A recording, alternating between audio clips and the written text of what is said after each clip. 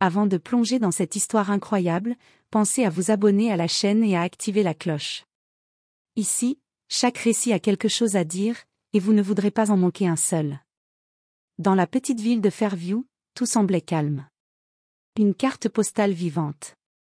Les rues étaient bordées d'arbres parfaitement taillés, les pelouses tondues avec soin, et les boîtes aux lettres peintes à la main. Les voisins se saluaient d'un signe de tête, parfois d'un « bonjour » un peu forcé, mais toujours avec le sourire. Le dimanche, l'église affichait complet, et le samedi, les matchs de football du lycée rassemblaient toute la communauté comme un rituel immuable. Le lycée Lincoln, avec ses briques rouges et ses drapeaux flottants au vent, représentait la fierté locale. Les enseignants étaient rigoureux, les élèves bien encadrés, et les statistiques scolaires servaient de vitrine à l'excellence de la ville. Mais sous cette surface parfaite se cachait une autre réalité. Un équilibre fragile maintenu par le silence, l'hypocrisie, et le pouvoir de quelques familles influentes. Une paix apparente, mais factice.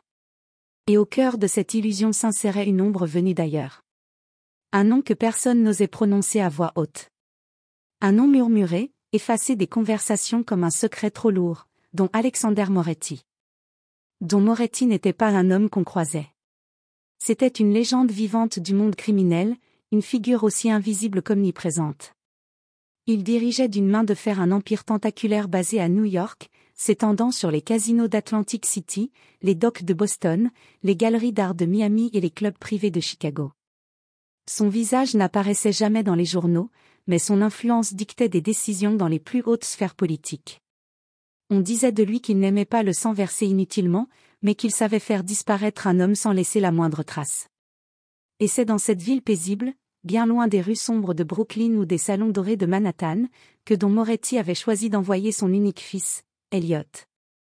Il n'était pas là pour conquérir, ni pour surveiller. Il était là, pour survivre.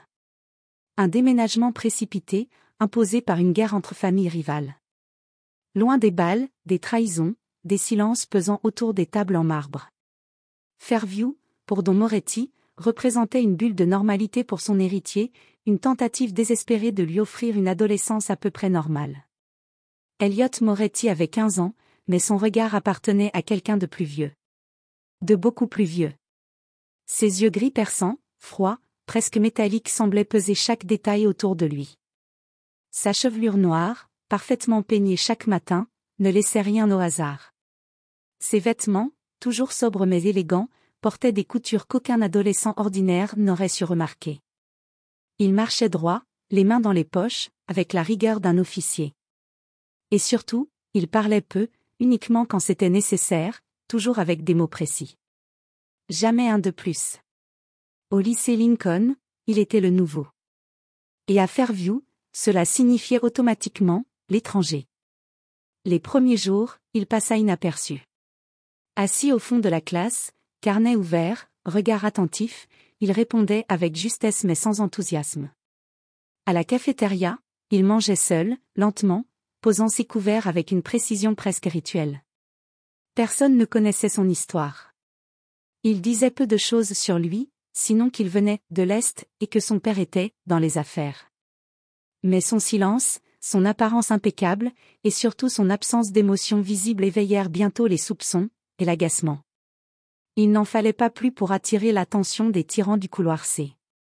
Jason Miller, 17 ans, star du football, possédait tout ce qu'un adolescent pouvait désirer dans cette ville, popularité, pouvoir, et une impunité héritée de son père, le shérif de Fairview. Jason régnait sur les couloirs comme un petit roi immature mais redouté. À ses côtés, Tyler Brooks, mince et narquois, servait de second, moquant, ricanant, suivant comme une ombre. Et puis il y avait Brent Holloway, le plus brutal, celui qui ne souriait que quand il frappait. Le trio terrorisait les plus faibles, les solitaires, les trop originaux. Et Elliot, malgré sa posture élégante, cochait toutes les cases, nouveau, silencieux, étranger, et surtout, insaisissable. Dès la première semaine, Jason le repéra dans le hall principal. Elliot s'appuyait contre un mur, lisant un livre à la couverture noire, pendant que les autres élèves riaient, criaient, ou se bousculaient. Jason fronça les sourcils. « C'est qui ce mec ? Il croit qu'il est trop bien pour nous ou quoi ? Tyler rit. Regarde-moi ce costard, c'est quoi, un petit prince? Brent grogna simplement. Il me plaît pas. Jason s'approcha de lui, sûr de lui, comme toujours. Et toi? Le nouveau. Tu sais lire ou t'as juste envie qu'on t'apprenne les règles ici? Elliot leva les yeux. Il le fixa. Droit. Calme. Et il répondit doucement. Les règles? J'ai grandi dans un endroit où elles n'existaient pas. Un silence. Pas de peur. Pas de soumission. Jason recula d'un pas, juste un instant. Puis il rit.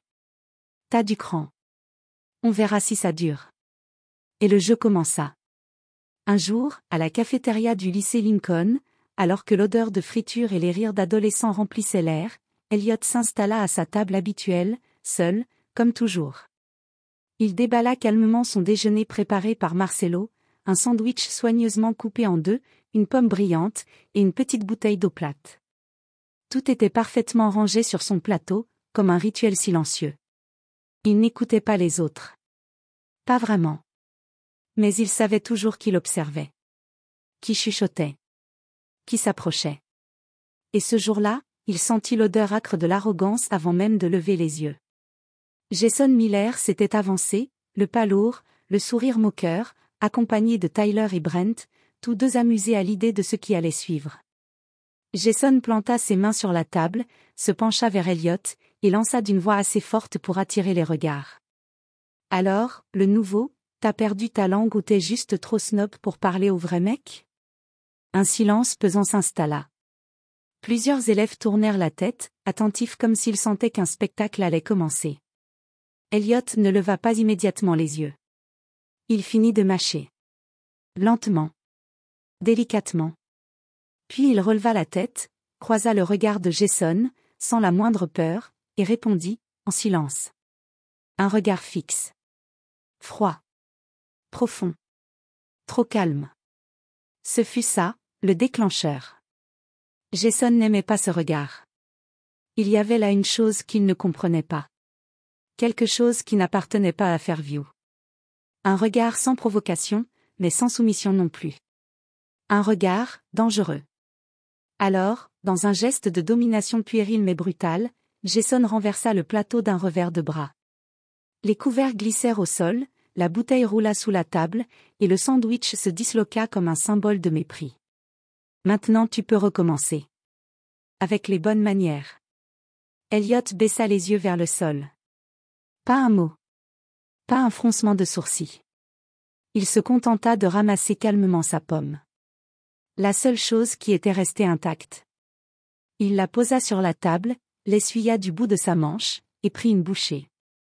Jason devint livide. Ce fut le début. Les jours suivants, la violence se fit plus directe.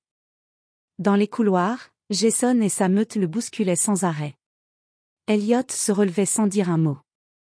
Dans les toilettes, ils lui lancèrent un seau d'eau en riant, criant. Alors, le prince a besoin de son bain royal? Il rentrait trempé. Il ne disait rien.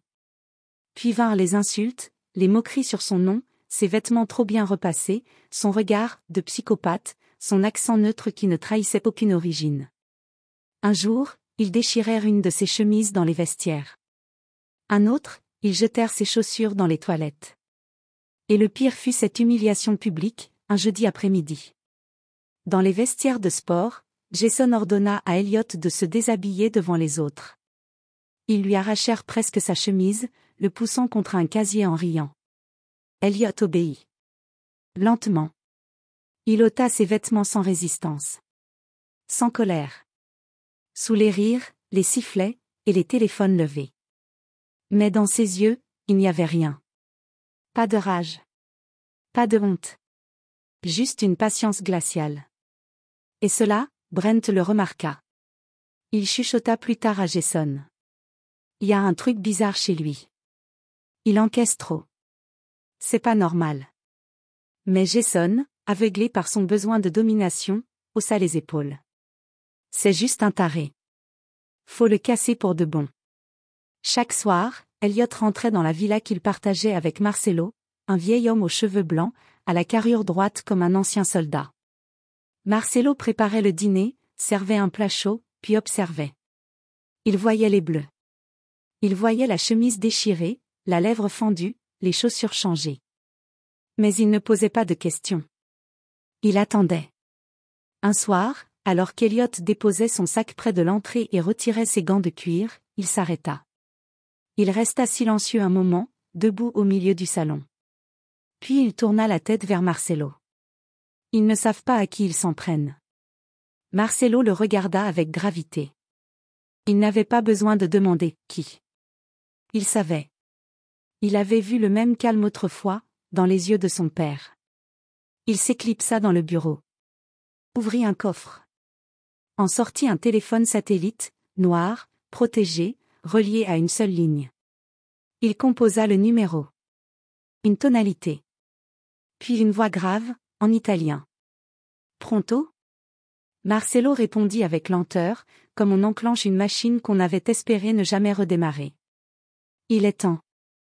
À des centaines de kilomètres de là, dans un penthouse de Manhattan, dont Alexander Moretti ferma lentement un livre relié de cuir. Il porta ses lunettes à ses lèvres, les déposa sur la table de marbre noir, et regarda par la baie vitrée luisante de la ville qui ne dormait jamais. Il ne demanda rien. Il ne dit pas le nom d'Eliot. Il savait. Il murmura simplement, avec une voix si calme qu'elle glaçait le sang.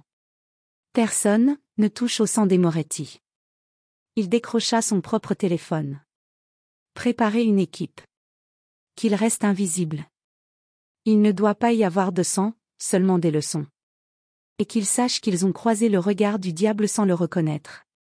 Le lundi matin, à l'aube, la lumière douce du soleil baignait la maison des Miller dans une apparente tranquillité.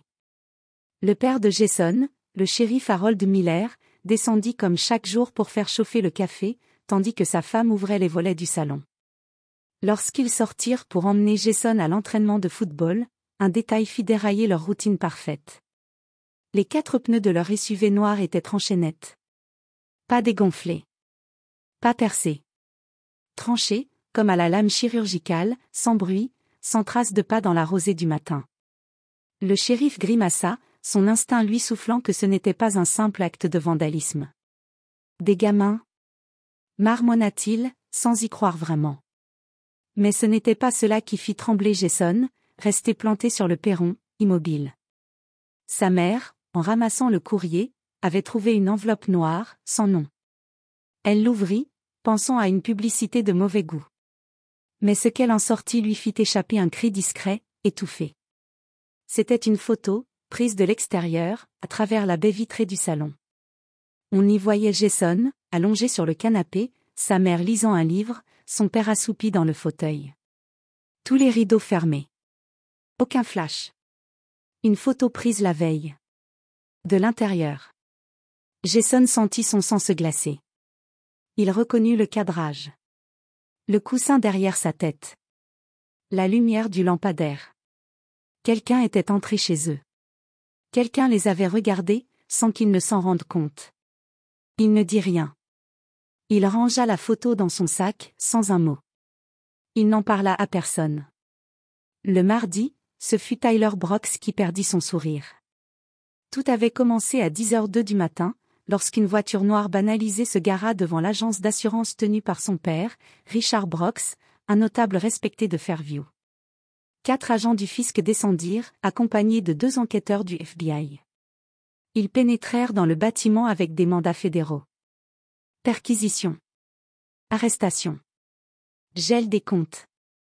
Tyler, convoqué d'urgence au secrétariat, vit son père menotté à la sortie de son propre bureau. Il hurla à l'injustice, mais les agents sortirent un dossier complet, plusieurs années de falsification comptable, de fausses factures, et de blanchiment déguisé. Le plus étonnant? Le dossier avait été transmis anonymement. Les documents joints étaient parfaits, datés, signés, accompagnés de copies de courriels confidentiels que seul un employé de haut niveau aurait pu obtenir. Dans les 24 heures qui suivirent, le compte épargne de la famille Brooks fut bloqué. La voiture de luxe saisie. Le cabinet fermé. Et Tyler, pour la première fois de sa vie, ne se rendit pas au lycée le lendemain. Il ne dit pas un mot. Il n'osa même pas envoyer un message à Jason. Le mercredi, ce fut Brent Holloway. Contrairement aux deux autres, Brent vivait dans une ferme à l'extérieur de Fairview.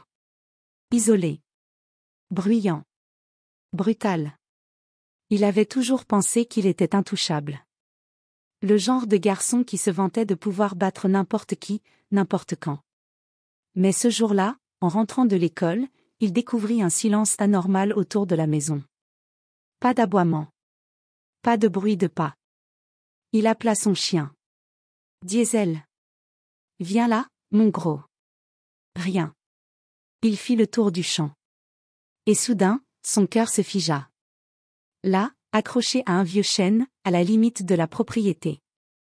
Diesel, son fidèle berger allemand, pendait par la gorge à une corde. Brent hurla. Il courut, tenta de le décrocher, de le réanimer. En vain. Puis il vit le tronc de l'arbre. Juste en dessous du nœud, gravé au couteau dans l'écorce sombre, une phrase. On n'humilie pas un prince. Les lettres étaient nettes. Pas un mot de plus. Pas de signature. Brent recula lentement. Il regarda autour de lui, cherchant une silhouette, un visage, un indice. Mais il n'y avait rien. Rien qu'un vent froid, une corde qui oscillait, et ce message, plus glaçant que n'importe quel coup. Il tomba à genoux. Lui aussi, ne dit rien. Mais il ne retourna plus jamais dans les vestiaires. Le jeudi matin, dans les couloirs de l'école, un silence pesant s'était installé. Les trois harceleurs n'osaient plus croiser le regard d'Elliot. Leur assurance d'antan s'était étiolée, remplacée par une nervosité palpable. Ils marchaient à distance, évitaient délibérément le couloir C, comme si ce simple geste pouvait les protéger d'une menace invisible. Ils ne parlaient plus en groupe, préférant des chuchotements épars, jetant des regards furtifs derrière eux. La peur, cette maîtresse implacable, avait trouvé refuge dans leur poitrine. Mais Elliot, lui, n'était pas satisfait. La peur ne suffisait pas. Il voulait plus. Il voulait que chacun d'eux comprenne, profondément, qu'il n'était pas une proie facile, qu'il était forgé dans un feu que rien ne pouvait éteindre. Ce jeudi soir, il se tint dans l'ombre des vestiaires, le cœur battant avec une étrange détermination. Il savait qu'ils viendraient, un par un. Il les attendit patiemment. Le gymnase était silencieux, la lumière tamisée jetait des ombres longues sur les murs froids. Enfin, la porte grinça doucement, s'ouvrit, et le premier harceleur s'avança, seul, l'air hésitant. Elliot referma la porte derrière lui avec un claquement sec, verrouillant la pièce. La tension monta d'un cran. Le deuxième entra, puis le troisième. Tous trois, pris au piège, leur visage pâle trahissait la panique qui commençait à s'emparer d'eux. « Vous vouliez me briser » commença Elliot d'une voix basse mais ferme, chaque mot pesant comme un coup de marteau. « Vous avez pensé que j'étais vulnérable, un faible à écraser. Mais vous avez oublié une chose essentielle, je suis né dans le feu. » Un silence lourd suivit, chargé de menaces latentes. Vous n'avez aucune idée de ce que signifie vraiment la peur. Jason, le plus téméraire, essaya de balbutier une réponse, mais les mots moururent dans sa gorge. Elliot s'approcha lentement, calme, maître de la situation. Il plongea la main dans la poche de son blouson et en sortit un objet métallique qu'il fit tourner entre ses doigts. Une bague massive, gravée d'un M stylisé, symbole ancestral du clan Moretti. « Mon père, dit-il en levant la bague sous leurs yeux écarquillés, dirige ce que vos familles regardent dans les journaux avec horreur. Vous avez voulu vous en prendre au fils d'un fantôme. » La pièce sembla se refermer autour d'eux. Elliot ne leva pas la voix, mais ses mots résonnaient comme un verdict implacable. Maintenant. Sa voix devint plus basse, plus glaciale, vous êtes marqués. Il ne les frappa pas. Il n'en avait pas besoin. Son regard, dur comme une lame, creusa un sillon de peur bien plus profond que n'importe quel coup. Il était l'incarnation de la vengeance froide et certaine. Puis, sans un mot de plus, Elliot se détourna, ouvrit la porte, et sortit, les laissant figés, paralysés, prisonniers de leur propre terreur. Leur corps tremblait, leurs pensées s'emballaient. Ils savaient que quelque chose avait changé ce soir-là. Qu'ils n'étaient plus les prédateurs, mais les proies d'un fantôme bien réel. Jason, Tyler et Brent quittèrent le lycée Lincoln quelques semaines plus tard, chacun emportant avec lui les traces invisibles de cette confrontation. Comme des ombres fuyant la lumière, ils disparurent l'un après l'autre, comme effacés du paysage scolaire. Jason fut inscrit dans un internat religieux, loin de la ville, un lieu austère où la discipline et la prière devaient réparer ce que son comportement avait brisé. Mais personne ne sut jamais si la paix y avait vraiment gagné sa place dans son esprit tourmenté. Tyler, quant à lui, déménagea officiellement, chez une tante, une excuse vague lancée à la va-vite, un nouveau départ dans un quartier inconnu. Ses anciens camarades ne virent jamais d'autres membres de sa famille à Lincoln, et les rumeurs commencèrent à murmurer qu'il s'était enfui, fuyant à la fois ses erreurs et la peur qu'il habitait désormais. Brent, le plus fragile des trois, fut aperçu pendant plusieurs mois chez un psychologue, chaque jour, derrière les portes closes d'un cabinet où il tentait en vain d'apaiser un malaise profond. Les séances ne suffisaient pas à effacer la honte, la terreur et le poids d'un secret qu'il ne pouvait partager. Pendant ce temps, Elliot poursuivait sa route, imperturbable. Élève brillant, solitaire et redouté, il avançait dans les couloirs du lycée comme une ombre silencieuse, mystérieuse, presque intouchable. On disait qu'il appartenait à une famille d'une richesse insoupçonnée, que son nom seul faisait trembler des puissants. D'autres racontaient des histoires encore plus fantastiques, qu'il était protégé par la CIA, ou même que des forces obscures veillaient sur lui. Mais la vérité, la vraie, restait cachée derrière son regard froid, impénétrable. Personne ne connaissait son histoire. Personne ne savait d'où il venait ni jusqu'où il pouvait aller. Et surtout, personne n'osa jamais plus lui poser la moindre question. Ce silence était devenu sa forteresse. Il ne cherchait pas la popularité, ni la reconnaissance. Sa présence seule suffisait à imposer le respect et la crainte. Ceux qui avaient osé le défier avaient payé le prix fort, non seulement avec leur réputation, mais avec leur paix intérieure. Dans les couloirs, dans les classes, dans les ombres du lycée Lincoln, le nom d'Elliot circulait désormais comme une légende urbaine, un avertissement muet: certains fantômes ne meurent jamais. Ils attendent. Et quand ils frappent, personne ne s'en relève indemne.